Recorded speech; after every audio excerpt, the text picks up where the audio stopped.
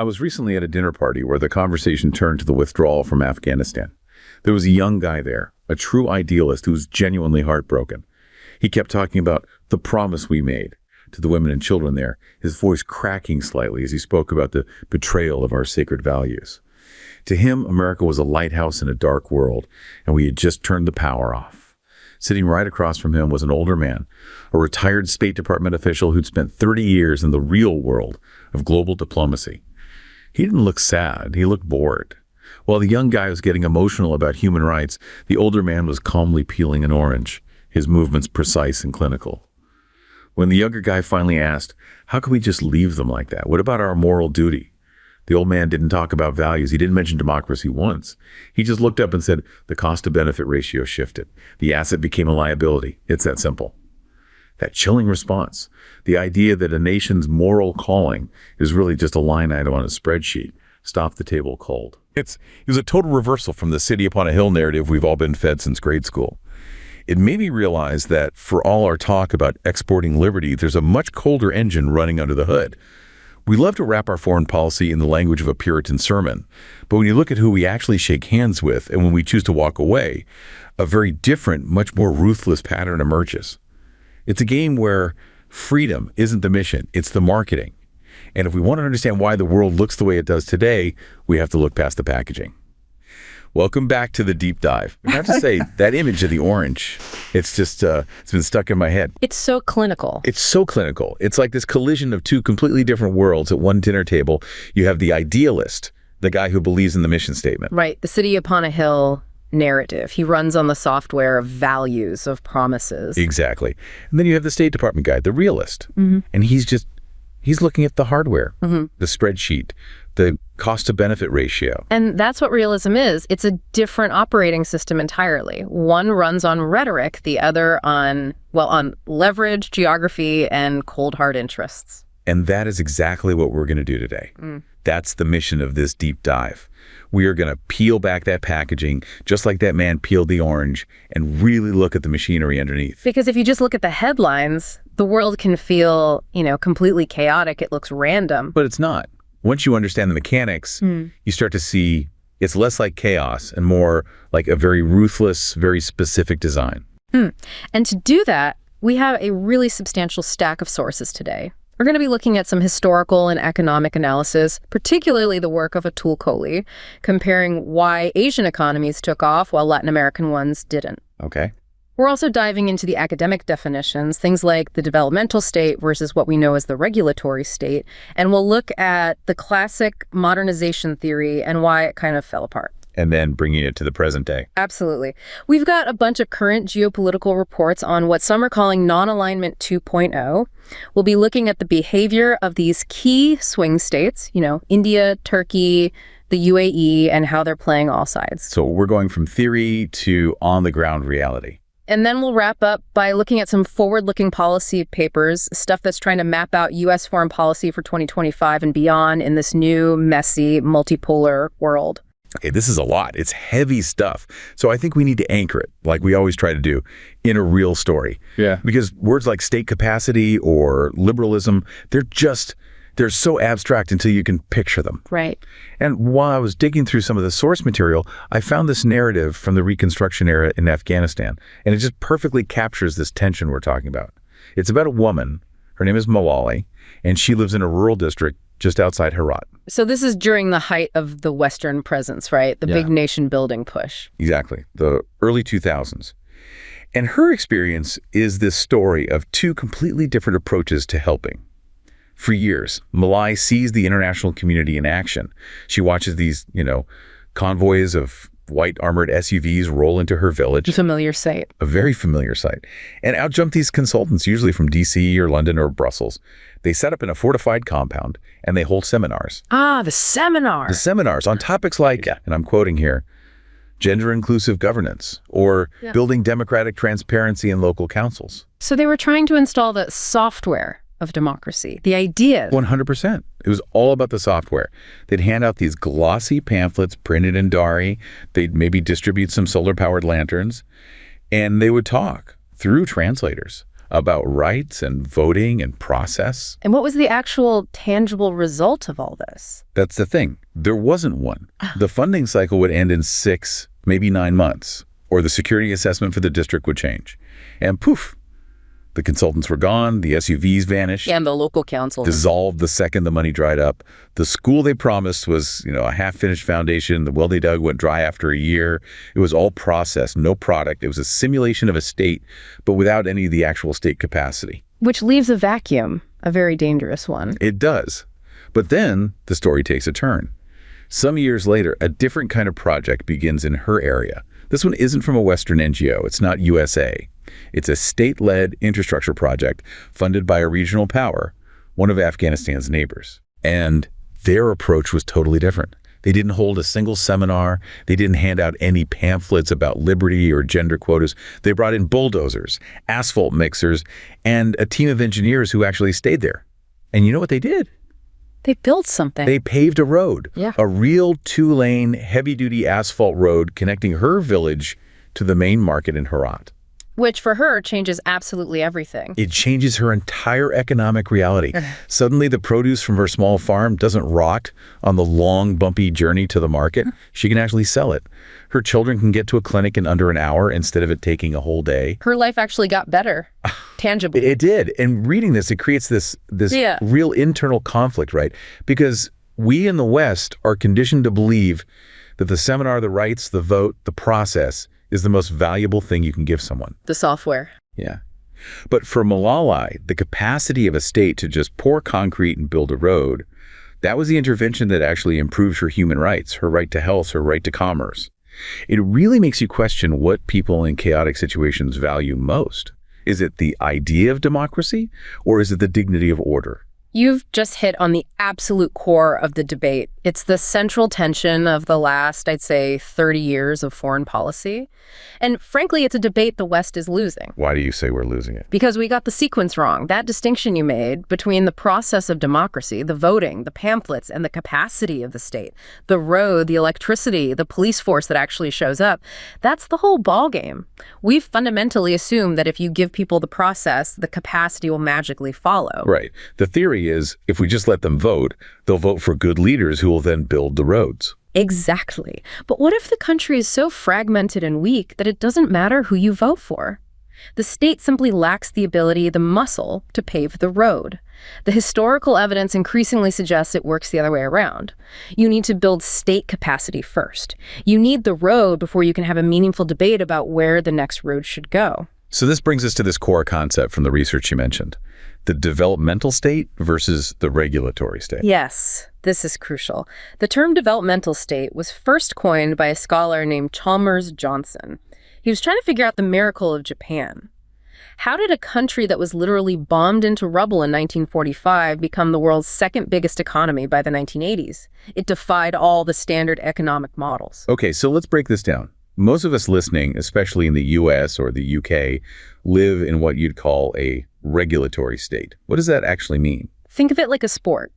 In the regulatory state model, the government's job is to be the referee. Okay, the referee. The ref makes sure the game is played fairly. It sets the rules of the game.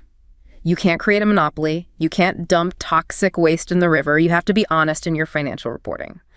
The ref also provides the stadium and maintains the pitch, national defense, the court system, basic infrastructure. But the referee doesn't pick a side. That is the most important part. The referee does not care who wins. It does not care if the team making microchips beats the team making potato chips. It doesn't tell the players which strategy to use. The market, the game itself, decides the winner. The government's role is passive. It just enforces the rules. That makes sense. That's the classical liberal free market ideal. Yeah. So how is a developmental state different? The developmental state is not the referee. The developmental state is the head coach. Okay, the coach is actively trying to win. The coach has a strategy. The coach picks the players. The coach tells them where to run. The coach decides, this season, our national mission is to become the world champions in shipbuilding. Next season, it's going to be consumer electronics. The state doesn't just regulate the economy. It actively intervenes to direct it. It has what's called a developmental orientation. So it's not just about preventing bad things like monopolies.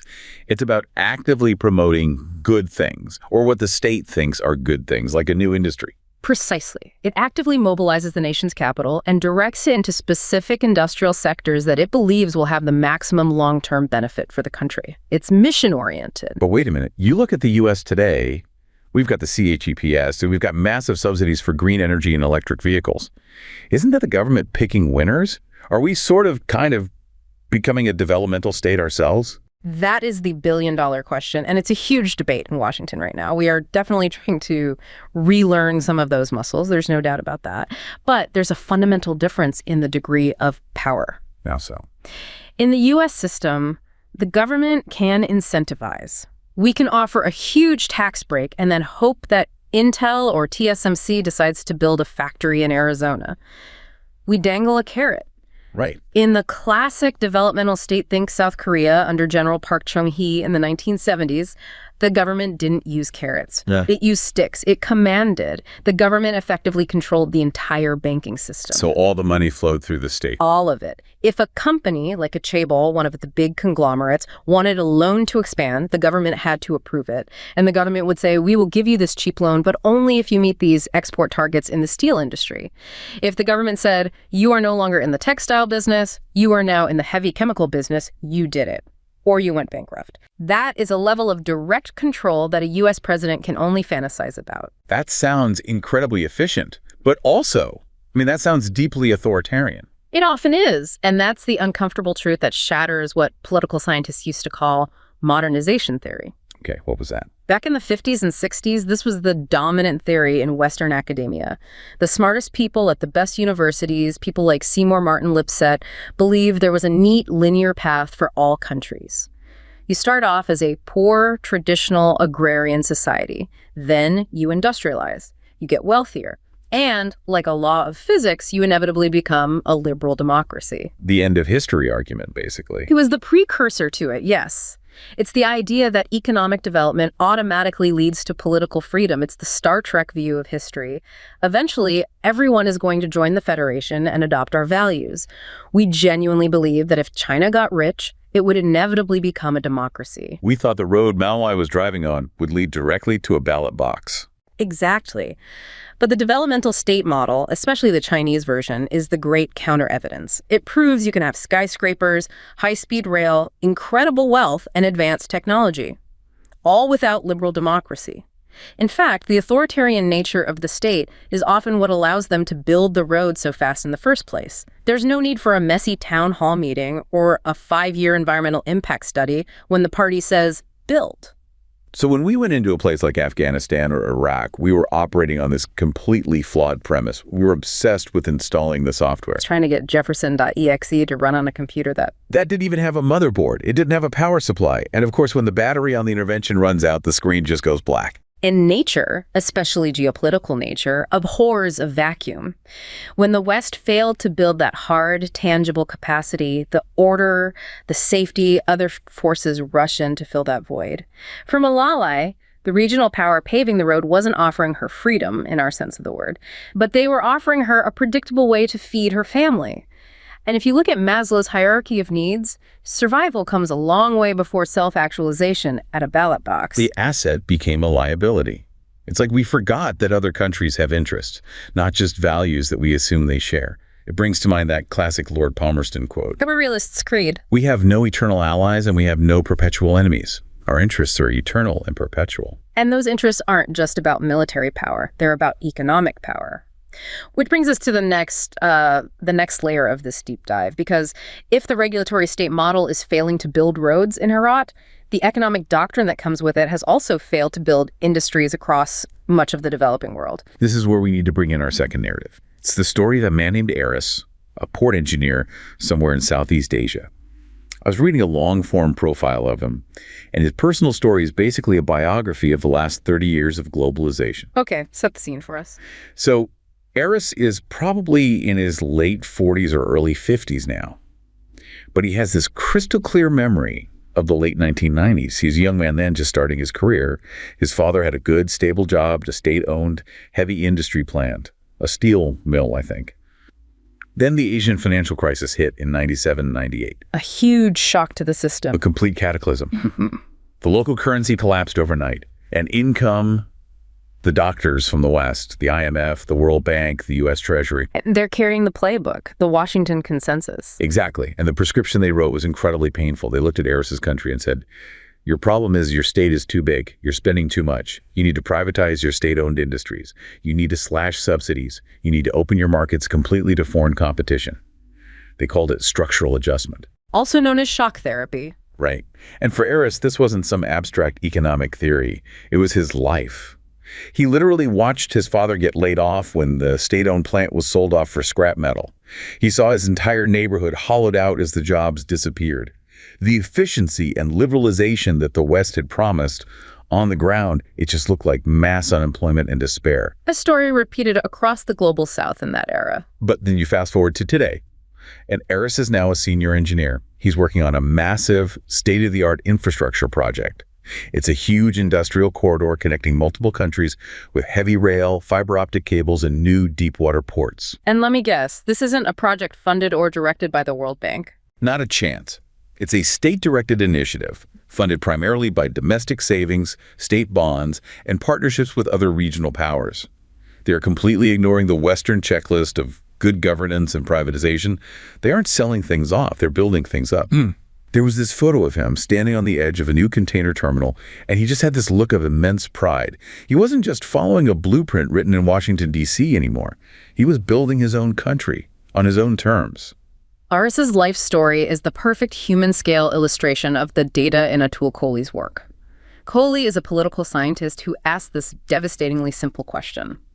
Why, since about 1980, did the economies of East Asia, South Korea, Taiwan, and later China and Vietnam experience explosive growth and lift hundreds of millions out of poverty, while the economies of Latin America, Brazil, Mexico, Argentina largely stagnated or even went backwards? And the answer isn't something vague like culture or they just work harder. No, it's not. It's policy. It's the direct result of choosing two fundamentally different models of capitalism. What Kohli calls nationalist capitalism versus dependent capitalism. Okay, those are academic terms. Let's break them down for everyone. What is nationalist capitalism? How did the Asian tigers use it to win? Let's go back to our coach analogy. The Asian tigers and South Korea under Park Chung-hee is the textbook example, practiced nationalist capitalism. First, they suppressed domestic consumption and forced a massive domestic savings rate. It wasn't easy to get a credit card and buy a fancy TV. You were encouraged, sometimes forced, to put your money in the state-controlled banks. Okay, so they're building up a giant pool of invested capital. Exactly. Then the state takes that pool of capital and directs it, giving incredibly cheap subsidized loans to the companies it has chosen to be national champions, like Samsung or Hyundai. So they starved consumption to supercharge production. Precisely. It was a tough bargain for the average person at the time, but incredibly effective for national development. But here is the absolute key difference with Latin America. They were extremely careful about foreign investment. They didn't just throw the doors open. What do they do? If a foreign company, say from America or Japan, wanted to build a factory in South Korea, the government would say, okay, you can come in, but here are the rules. You can't just buy up our local companies. You must form a joint venture with a Korean partner. You must build a brand new factory here, and you must agree to train our engineers and share your technology. They forced technology transfer. They didn't just want the jobs, they wanted the knowledge. Yes. They used foreign capital as a tool to learn the blueprint. And once they learned it, they were able to compete on their own. And this led to the most controversial part of their strategy, which is a phrase from the economist Alice Amsden. They deliberately got relative prices wrong. Getting prices wrong. I mean, that sounds like the definition of bad economics. Every Econ 101 class teaches you that the market should set the price. According to the free market textbook, yes. But think about it from Korea's perspective in 1970. They had no natural resources, no history of heavy industry, no skilled workforce. The correct market price would have told them, don't even think about making steel. You have a comparative advantage in growing rice and assembling cheap toys. Stick to that. And if they had listened to the market, they'd probably still be a low-income country. They almost certainly would be. Instead, the government said, we don't care what the market says today. We are going to create a new comparative advantage for tomorrow. So they poured massive subsidies into the steel industry. They gave them free land, nearly free electricity, zero interest loans. They rigged the game until their infant industry was strong enough to compete globally. Okay, so that's the nationalist capitalist model. What was happening in Latin America during the same period? What did the dependent capitalist model look like? Latin America did the exact opposite. They followed the Washington Consensus playbook to the letter. They threw the doors wide open. Foreign capital flooded in, but it wasn't the kind of long-term investment in factories that Asia insisted on. It was mostly portfolio investment, hot money. Hot money. Yeah, foreign investors buying up local stocks and bonds, looking for a quick high return and ready to pull out at the first sign of trouble. Or it was foreign direct investment, but focused on extraction foreign companies coming in to dig up copper in Chile or drill for oil in Mexico and ship the raw materials out.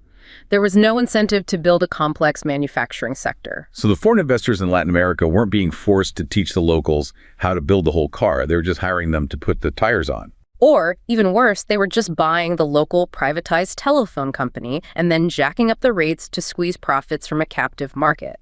There was no significant technology transfer. There was no state-led push to export high-value manufactured goods. So when a global downturn happened, that hot money would flee Latin America overnight, causing a massive currency crisis. Whereas in Asia, the capital is more sticky. It was locked up in physical factories and a skilled workforce. Exactly. So the story of Eris is the story of these two models. His father, losing his job, was the consequence of the dependent model. The West said open up, and the local industry got wiped out by foreign competition. Anis building that massive rail corridor today is the triumph of the nationalist model. It's sovereign, it's state-led, and it's focused on building national capacity. And the data just backs this up completely. The nationalist model, for all its flaws and its often authoritarian nature, proved to be vastly superior for generating broad-based economic growth. It's not even a debate anymore. And this has had a profound effect on geopolitics today. If you are the leader of a developing nation in Africa or Southeast Asia, and you look at the last 40 years, whose playbook are you going to follow? Are you going to take the advice from the IMF that led to stagnation in Latin America? Or are you going to look at the model that created the East Asian miracle? It's an obvious choice. And it really explains so much of the new attitude you see from the global South. It is just reflexive anti-Americanism. It's a pragmatic choice based on results. It's them saying, we found a better instruction manual. Which brings us perfectly to our third story and this new world of non-alignment 2.0. Right. We're moving from the factory floor to the global shipping lanes. The arteries of the world economy. Exactly. And for this, I want to talk about Elias. He's a fictional representation, but based on interviews with logistics coordinators working out of hubs like Dubai. And the way these people see the world is just, it's completely different from how a diplomat in Washington sees it. Elias's job is to sit in front of a bank of monitors all day and track shipping containers moving between, say, Riyadh, Mumbai, and Shanghai. The new non-Western trade corridors. Precisely. Now, Elias isn't a political guy. He's a businessman. But he said something that really struck me. He said that 10, 15 years ago, his biggest fear was the U.S. Treasury Department. The Office of Foreign Assets Control. Sanctions. Yes. He said he viewed American foreign policy as this massive, unpredictable force of nature, like a tornado. One day, everything's fine. The next day, for reasons he doesn't understand, Washington decides it has a problem with a particular country, and boom, sanctions are imposed. And his supply chain freezes solid. Totally. Suddenly, a ship carrying his cargo can't get insurance. The bank he uses to process payments gets flagged. The price of food in his city spikes because the country's currency collapses. He didn't necessarily hate the tornado, but he lived in constant fear of it. It was a massive external risk that was completely outside his control. Exactly. But he says now, the mood is different. He's not afraid anymore. His new job, as he sees it, is de-risking. He's building a global storm cellar. And he had this amazing quote. He said, we don't talk about shared values anymore. We talk about shared ledgers. Wow. That one line says everything. Elias is living inside the reality of non-alignment 2.0. Okay, so how is this 2.0 version different from the old non-aligned movement during the Cold War with leaders like Nehru or Tito? The old version was fundamentally passive. It was about neutrality. It was trying to stay out of the big fight between the United States and the Soviet Union. Its posture was, please just leave us alone. Non-alignment 2.0 is the opposite. It's active, it's transactional, and it's often aggressively opportunistic. It's not about staying out of the great power competition. It's about playing all sides to maximize your own country's advantage. It's a country saying, yes, we will do joint military exercises with the U.S. Navy on Tuesday, and D, we will buy discounted Russian oil on Wednesday, and D, we will have the Chinese build our 5G network on Thursday. It's refusing to go exclusive with any one superpower. It's strategic promiscuity, and you see this most clearly with what we're calling the sanctioned swing states, the big three being India, Turkey, and the UAE, where Elias is based. So let's get into the mechanics, because the question people always ask is, how do they get away with it? Why doesn't the U.S. just bring the hammer down and sanction them too? How does a guy like Elias actually build his storm cellar and evade the tornado? It's an incredibly complex global shell game. Let's take a barrel of Russian oil as a perfect example. The G7 imposes a price cap and sanctions on Russian crude. We say you can't buy it, you can't ship it, you can't insure it. Does the oil stop flowing? Of course not. No. A shadow fleet of old tankers with opaque ownership and insurance picks it up and takes it to India. India, which is supposedly a strategic partner of the U.S., buys that crude at a steep discount. This is great for their economy, keeps inflation down. They refine it in these massive world-class refineries, like the one in Jamnagar. And once it's refined into gasoline or diesel, it's technically no longer Russian. Chemically and legally, it is now Indian diesel. And guess who is the biggest buyer of that newly branded Indian diesel? It has to be Europe. Europe. The very same countries that sanctioned the Russian crude in the first place are buying it back, laundered through India at a premium. India maintains its energy security by keeping Russia happy, and it makes a huge profit by selling the refined product to the West. It is the perfect swing state strategy. And what role does a place like the UAE play in this? The UAE is the financial hub of this new system. It's the grease in the gears. If sanctions block you from using the US dollar, you need an alternative. You can trade in gold, or you can trade in the local currency, the dirham. Dubai has basically become the new Geneva for commodity trading. Russian oil traders, sanctioned oligarchs, they all relocated there. But so have Western trading houses. It's the neutral territory where all the deals get done outside the direct reach of the U.S. Treasury. And Turkey. Turkey is the physical, logistical bridge. This is a NATO member, a treaty ally of the United States. But at the same time, it has become an essential lifeline for Russia's economy.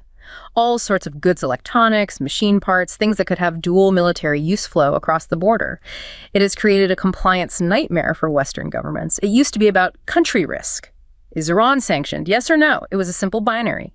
Now it's corridor risk. Because the final product you're buying in Germany might contain parts that were made in China, shipped through Kazakhstan, relabeled in a Turkish free trade zone, and assembled in Hungary. Precisely. The global supply chain has been rewired into a plate of spaghetti, and the specific purpose of that design is to make Western economic leverage, our sanctions regime, almost impossible to enforce. And getting back to Elias, it's so important to remember his motivation. He's not doing this because he's ideologically pro-Russia or anti-America. Not at all. He's doing it because he's pro-resilience. He's pro-business. He needs to build a system that can't be shut down by a policy decision made 7,000 miles away. He's buying insurance against the weaponization of the dollar. You've nailed it. That's the asset became a liability logic in action. For decades, the U.S. dollar's dominance was an asset for the entire world. It was a stable, reliable public good.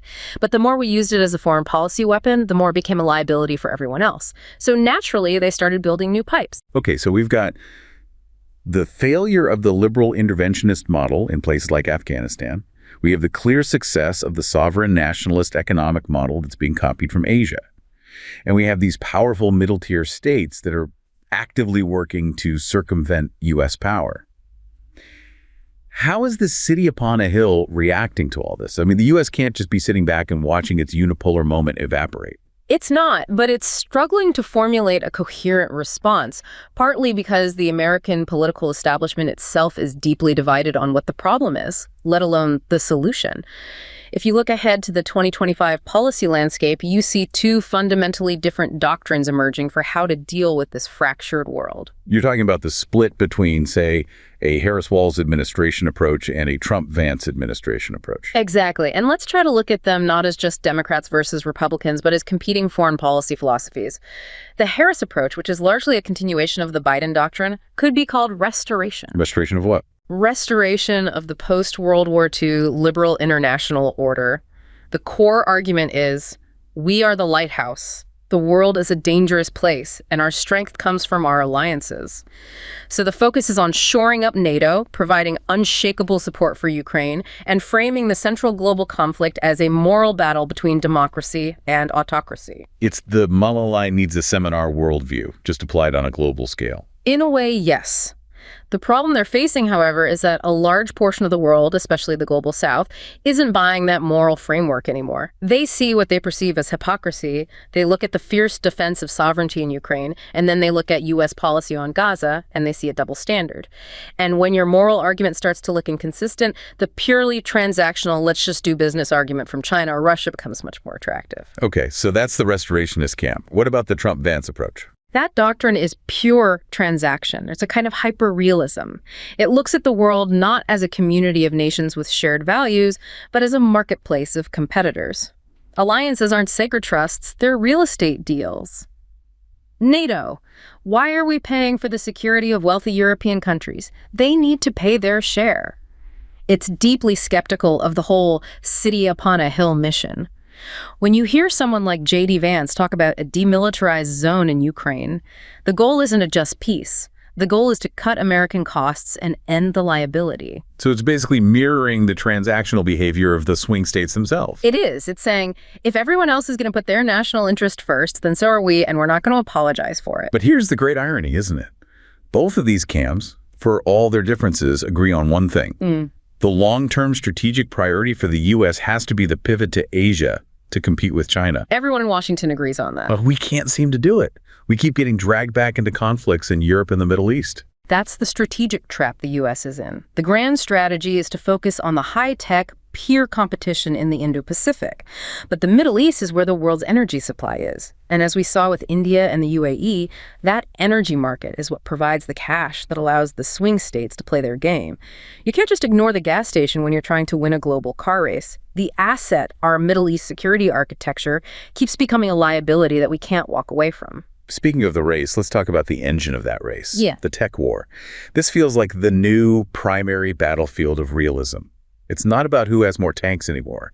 It's about who designs and fabricates the most advanced semiconductors. This is where the gloves are truly, truly off.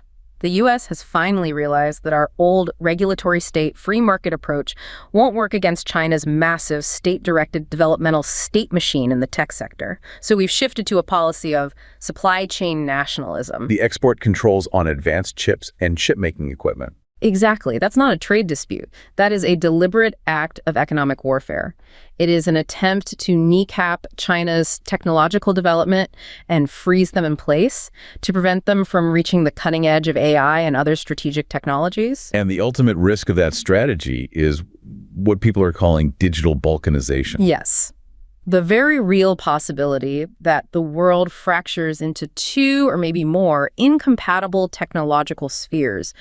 You could have a US-led tech stack with its own standards, its own apps, its own payment systems, and then you have a BRICS-aligned Chinese-led tech stack with its own separate ecosystem. So Elias in Dubai in 2035 might literally need to carry two different smartphones that can't talk to each other. One for his business with the Western Bloc and one for his business with the Eastern Bloc. That's not science fiction. That is the world we are rapidly heading towards. Two phones, two ledgers, two versions of the truth. It's incredible. We've covered so much ground here. We started this deep dive with that heartbroken idealist at a dinner party, distraught over a betrayal of American values. And we've journeyed through the mechanics of global power. We have.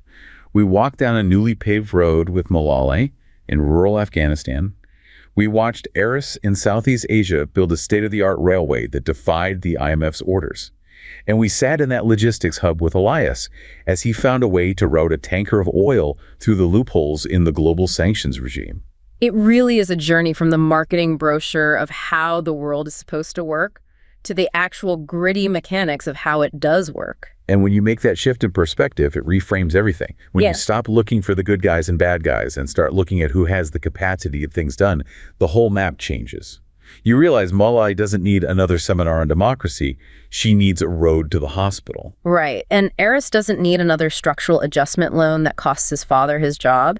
He needs an industrial policy that builds a future for his kids. And Elias doesn't need a lecture on the rules-based international order. He needs a resilient supply chain that can't be held hostage by an election result in Ohio. Exactly. And this leads to a final, maybe uncomfortable thought I'd like to leave with our listeners. In the West, particularly in Europe and America, we've been taught for the last 70 years that nationalism is a dirty word. We associate it with conflict, with prejudice, with the absolute worst horrors of the 20th century. And for many good reasons. For very good reasons. But if you look at the economic data we've discussed today, if you look at the stunning success of South Korea and Taiwan and China and contrast it with the lost decades in Latin America, the evidence is uncomfortably clear. What's the takeaway? That nationalism, when it is channeled into a coherent project of economic sovereignty, of building state capacity, of prioritizing the development of your own people over the demands of global finance, it seems to be the single most potent economic resource for development that humanity has ever discovered. The countries that succeeded are the ones that unapologetically said, our nation first. That is a profound challenge to the whole idea of a globalized world. If the proven path to prosperity is to build up your own walls, to create fortified neighborhoods rather than a global village, then you have to look at America's role in that new world. In a world of fortified neighborhoods, the city upon a hill may find it no longer has a congregation looking up to it for guidance. It might just be another fortress on another hill, looking out at a world that has finally figured out how to build its own lights.